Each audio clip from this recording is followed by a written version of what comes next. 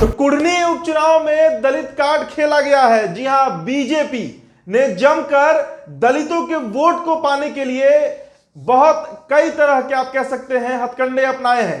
चिराग पासवान का वहां पर बड़ा जनसभा हुआ, रोड शो हुआ है और इसके बाद एक बड़ी खबर आपको बताने जा रहे हैं। बिहार सरकार के पूर्व मंत्री रहे रमई राम, उनकी बेटी गीता देवी आपको याद होंगी, बोचहा उपचुनाव में खासे चर्चे में आ गई थी और विकासशील इंसान पार्टी यानी मुकेश सहनी की पार्टी की टिकट पर वो बोचहा का चुनाव भी लड़ी थी, बीजेपी के खिलाफ लड़ी थी और चुनाव हार गई थी। हालांकि उसके बाद गीता देवी का बहुत चर्चा नहीं हुआ, लेकिन कल अचानक से भारतीय जनता पार्टी का दामन थाम ली है गीता देवी।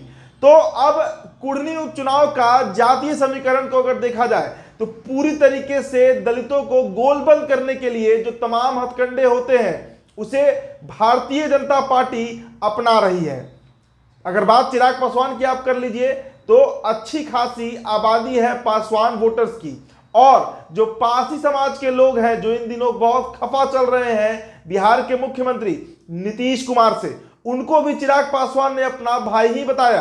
चिराग पासवान ने कहा कि पासवान और पासी एक ही जाती है, तो पासवान पासी और इसके साथ साथ अब जो राम होते हैं दलितों में, जो डोम जाति होती है, उनका भी पूरा वोट बीजेपी की तरफ ट्रांसफर करवाने के लिए गीता देवी जो है रमई राम की बेटी, उनको अब आप कह सकते हैं भारतीय जनता पार्टी ने अपने पास बुलाया, उनको औपचारिक तरीके से ज्वाइन कराया और मंच पर जहां पर रवि किशन और चिराग पासवान का जनसभा को संबोधित करना था, उस मंच पर अचानक गीता देवी को देखकर कई ऐसे भाजपा के नेता भी रहे जो चौंक गए थे। लेकिन तो खबरें आई कि उनका ज्वाइनिंग जो है वो चुनाव के बाद होना था, लेकिन कल अचानक से संजय जायसवाल ने उनको बुला लिया और फिर जो प्रेस वार्ता हुआ जिसमें विजय सिन्हा, संजय जायसवाल, रवि किशन और चिराग पासवान जो तमाम एनडीए के नेता हैं, उन सब के बीच गीता देवी को भी जगह दी गई है। तो चुनाव शोषित है, उनको घर में घुसकर प्रताड़ित करने का काम किया जाता है,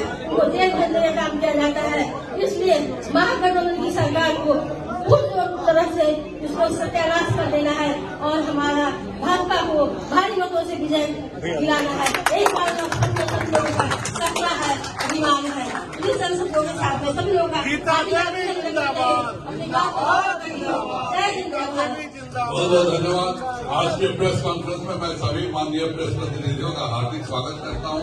मैं आभारी हूं माननीय चिराग पासवान जी का, राष्ट्रीय लोक जनशक्ति पार्टी के अध्यक्ष जी का, और माननीय रवि किशन जी का, गोरखपुर के हमारे माननीय सांसद हैं।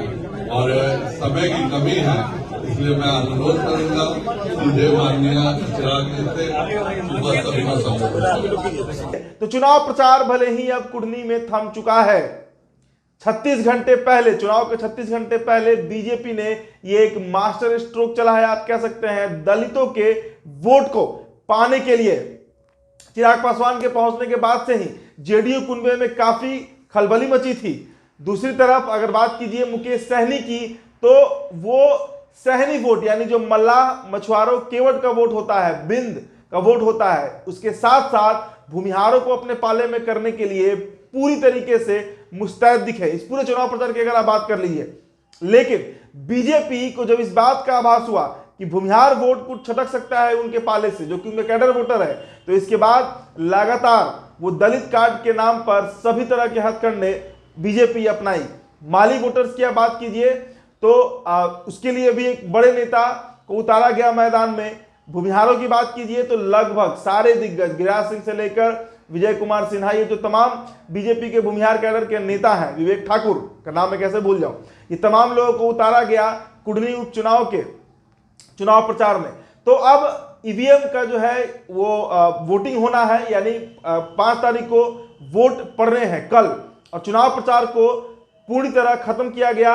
आचार संहिता लग चुका है और 8 दिसंबर को मतगणना होना है। यह चुनाव बिहार का फाइनल मैच बताया जा रहा है, लिटमस टेस्ट है ये नीतीश कुमार के लिए भी और चिराग पासवान के लिए भी, और साथ ही साथ बीजेपी के लिए भी। बाजी कौन मारता है उस पर नजर बनी रहेगी द बिहार टॉप की। मेरा नाम उदित तारण है, आप बने रहिए हमारे साथ। बहुत बहुत शुक्रिया।